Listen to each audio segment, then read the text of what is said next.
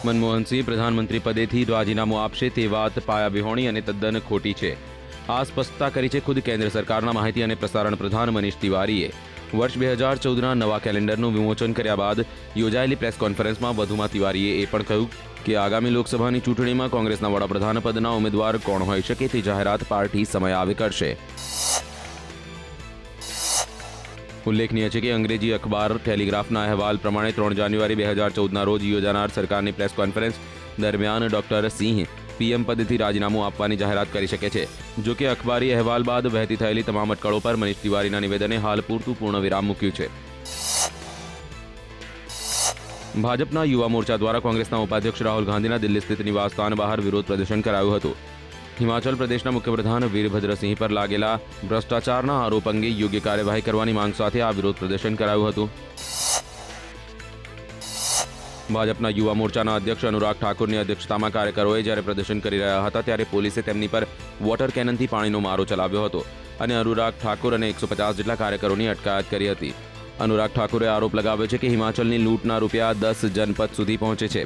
બીજી તરફ હિમાચલ પ્રદેશના મુખ્યપ્રધાન વીરભદ્રસિંહે પોતાના પર આરોપોને નકાર્યા છે। બીમારી બાદ એક્શનમાં જોવા મળેલા દિલ્હીના મુખ્યપ્રધાન અરવિંદ કેજરીવાલે પત્રકાર પરિષદ સંબોધી અને જણાવ્યું કે खूब जोड़-तोड़ चल रही है। अब ये बीजेपी कांग्रेस वाले हमारी सरकार चलने देंगे कि नहीं चलने देंगे, सरकार बचेगी कि नहीं बचेगी, हम कह नहीं सकते। तो हम तो ये मान के चल रहे हैं 48 घंटे हमारे पास। इन 48 घंटों में जितनी जनता की सेवा कर सकते हैं कर लो। तो ये बुखार वगैरह तो बाद में भी ठीक हो जाएगा, बाद में आराम कर लेंगे। तो अभी 48 घंटों में जितने हम लोग कर सकते हैं जनता की सेवा कर लेते हैं। આમ આદમી પાર્ટીના નેતા અને દિલ્હીના શિક્ષણ પ્રધાન મનીષ સિસોદિયાએ મંગળવારે દિલ્હીની મેટ્રોમાં મુસાફરી કરતા જોવા મળ્યા, જે દરમિયાન તેમણે સાથી મુસાફરો સાથે વાતચીત કરી તેમજ તેમની સમસ્યાઓ પણ જાણી અને સિસોદિયાએ શક્ય તમામ મદદ કરવાની વાત કરી હતી।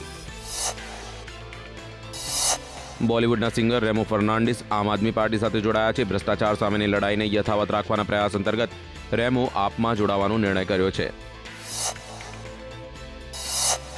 આમ આદમી પાર્ટીએ ચૂંટણીલક્ષી વાયદા પૈકી પાણીનો પહેલો વાયદો પૂર્ણ કર્યો છે, ત્યારે આ અંગે ભાજપના નેતા સુબ્રમણ્યમ સ્વામીએ કહ્યું કે what have they given in water? They said for the poor people they will give about 700 liters of water free. Now they are saying only for those who have meters. Meters are well-to-do people have meters. Do the juggies have meters? They don't have meters. So you are giving free to people who can pay for it. મધ્યપ્રદેશના બેતુલમાં એક પ્લેનનું emergency landing કરાવવું પડ્યું હતું। વિમાનમાં કોઈ ખામી સર્જાતા પાયલોટને વિમાનનું emergency landing કરવું પડ્યું હતું।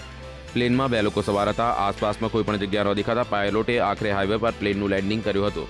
પાયલોટની સમયસૂચકતાના કારણે એક મોટો અકસ્માત થતા બચ્યો હતો। મુંબઈમાં નવા વર્ષની ઉજવણીમાં ખૂબ જ ધમાલ મસ્તી થશે, કારણ કે શહેરમાં આવેલા તમામ પબ, ડિસ્કોટેક, રેસ્ટોરન્ટ અને બાર સવારે 5 વાગ્યા સુધી ખુલ્લા રહેશે। બોમ્બે હાઈકોર્ટે રાત્રે 12 વાગ્યા સુધી આઉટડોર મ્યુઝિક અને સવારે 5 વાગ્યા સુધી ઇન્ડોર મ્યુઝિક વગાડવાની મંજૂરી પણ આપી છે।